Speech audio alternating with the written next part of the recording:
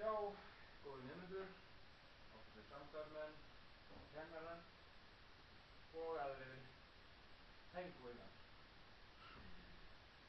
Ég ætla að fara yfir svona helstu viðburði sem eru á dagskrá.